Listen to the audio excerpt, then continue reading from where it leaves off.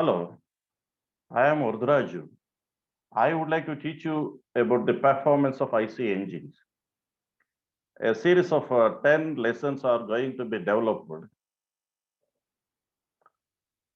In these 10 lessons, the topics of the IC engines are going to be discussed from the scratch.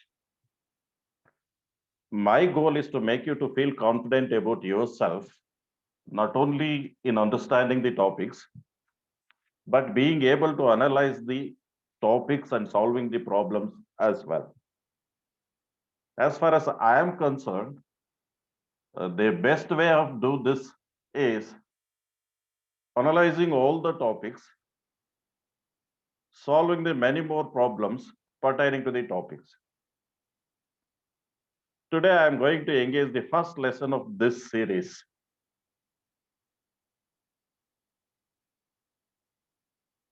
As you know, IC engines are power developing devices. If the fuel is not burning inside the engine cylinder, the engine behaves as if a machine. Since the fuel is burning inside the engine cylinder, that fuel is being converted into the mechanical work.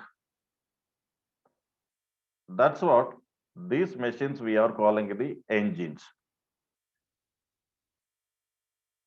According to this notation, IC engine converts the fuel energy into the heat energy. That heat energy further converted into mechanical power.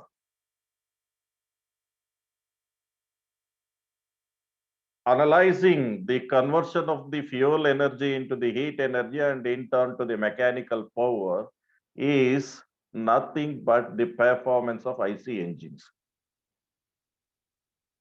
While deciding the performance of the IC engines, the different efficiencies of the IC engines are to be noticed, like mechanical efficiency, thermal efficiencies, volumetric efficiencies, air standard efficiencies. You know, the IC engines are nothing but the application of the air standard cycles of the thermodynamics. Today, as a beginning of calculating or deciding the performance of IC engine, I am going to engage the first class. See, you know, there are the different attachments are made to the IC engine to calculate the performance of the IC engine. The temperature gauges are attached to the IC engine to know the inlet and outlet temperature of the cooling water and exhaust temperature of the exhaust gas. A rotometer is also connected in the cooling system of the engine to know how much water is flowing into the cooling system of the engine. An air meter along with the manometer is used to know how much air is being sucked by the engine into the cylinder. A speedometer is there to measure the rotational speed of the crankshaft in revolutions per minute. In the same way, one more device is going to be connected to the engine shaft. That device is dynamometer. Dynamometer is used to measure the torque of the rotation of the engine shaft.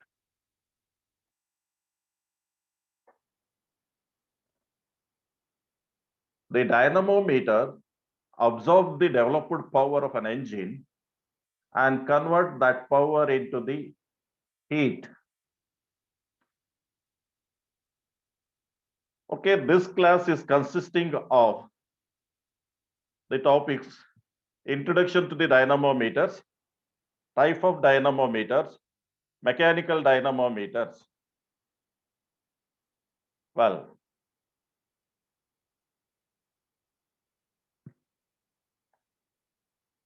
basically, there are three types of dynamometers. First one is power absorption dynamometer. This type of the dynamometers absorbs the developed power of an engine and convert that power into the heat.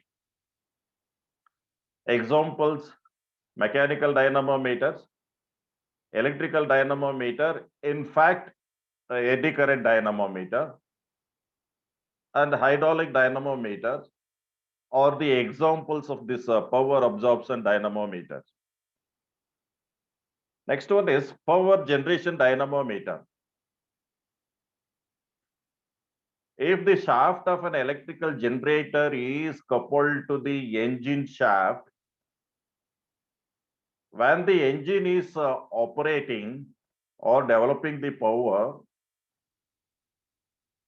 the electrical generator shaft also rotate along with the engine shaft, and electrical generator also generates the power. Measuring the power of the electrical generator is nothing but the measuring the developing the power of the engine, because both the shafts are rotating simultaneously and they are coupled with each other. When you're taking the efficiency ratios of both, you'll get the efficiency of the engine. This type of the dynamometer is called power generation dynamometer. Next one is power transmission dynamometer. There are many types of the drives, like gear drive, belt drive, chain drive. If the engine shaft is connected to any one of these type of the drives, and at the end, if you measure the torque of the drive, then this type of the dynamometer is called the power transmission dynamometer. Well, the dynamometers are further classified into three categories. Very first one is mechanical dynamometer. Second one is hydraulic dynamometer. Third one is electrical dynamometer. The mechanical dynamometer is further classified into two. Number one, rope brake dynamometer. Number two is prony brake dynamometer.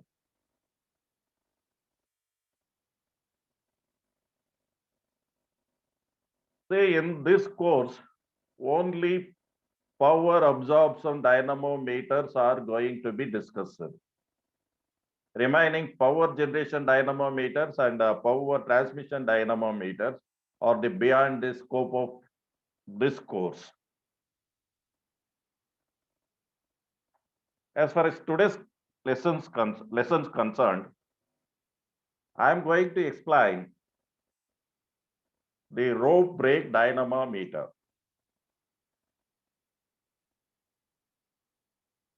Okay, this is the schematic diagram of the rope brake dynamometer.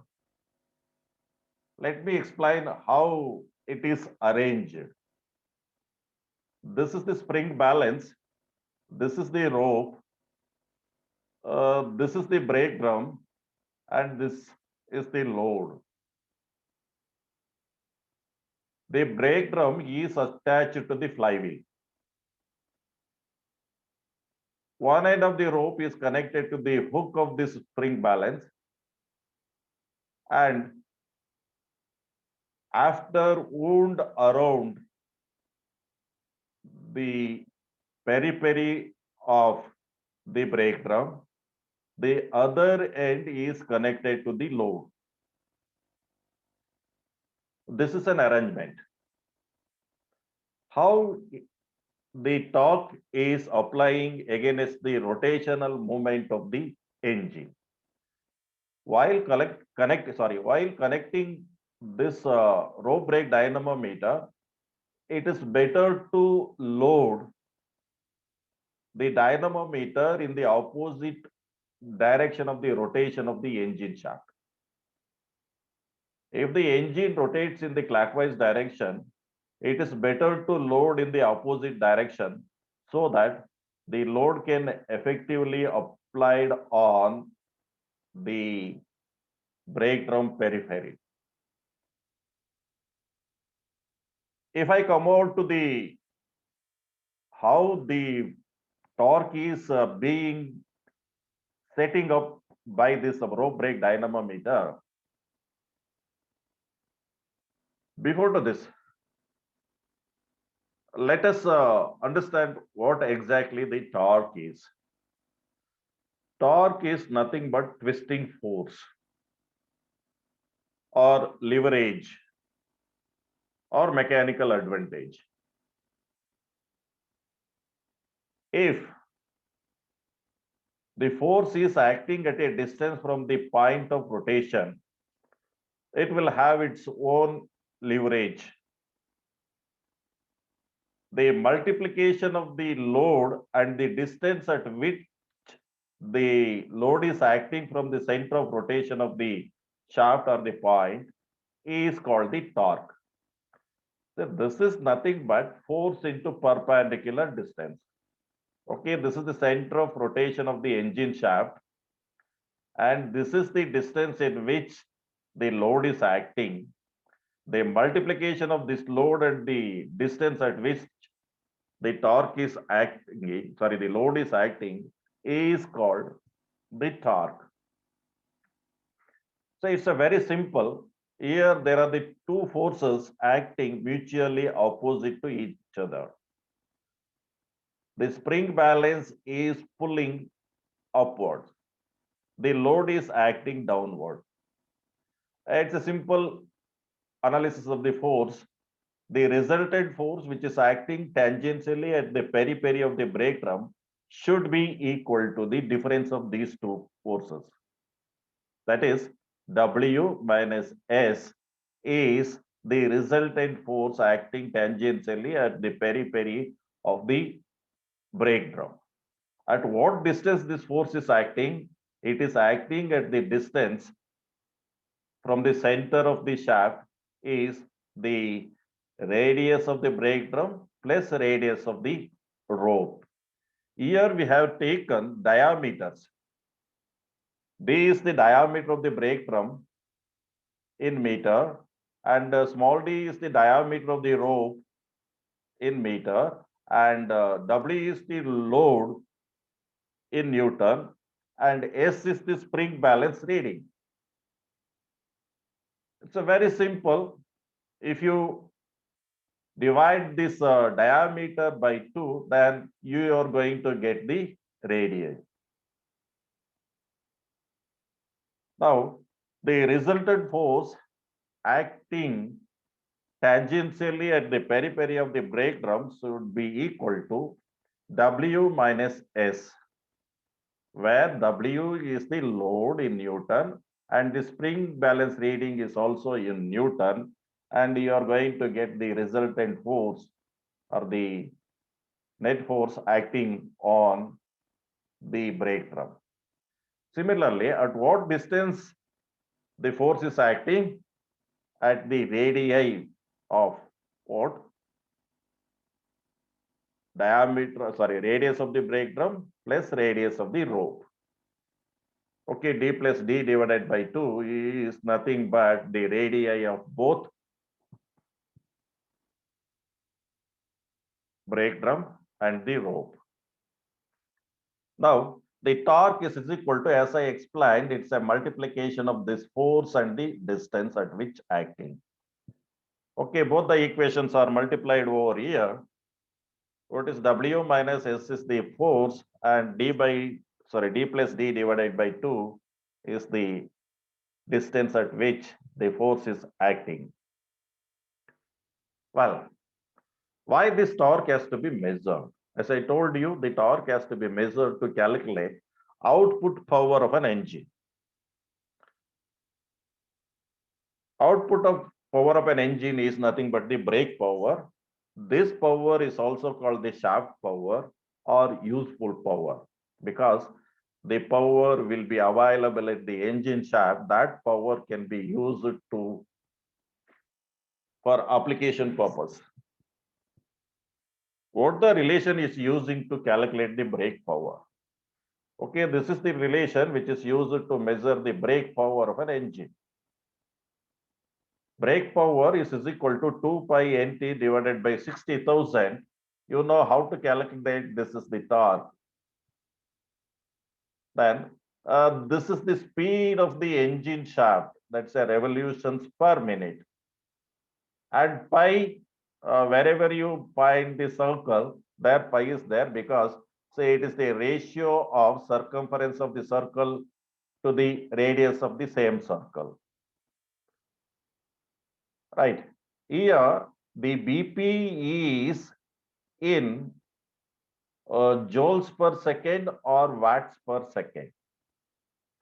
But we are having the speed in revolutions per minute. If it is in a second per second, the revolution should also be per second. To convert that revolutions per second into the revolutions per minute into the revolutions per second, this n is divided by 60. This is the 60. And the value here is also expressing in kilowatts. See, that's what it is, once again divided by 1000. So that's what the whole equation is becoming. BP is equal to 2 pi nt divided by 60,000 kilowatts. This is how, after calculation of the torque of the shaft of an engine, the output power of an engine can be calculated. N is the speed of the engine, torque in Newton meter.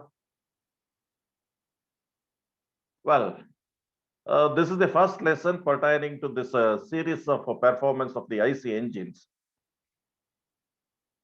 In forthcoming lessons, I am going to discuss all sorts of the dynamometer. As I told you, all the dynamometers are power absorption dynamometers.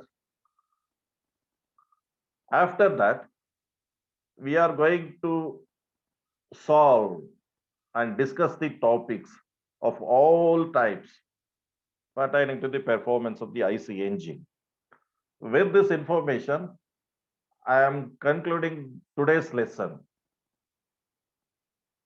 Thank you for watching my videos.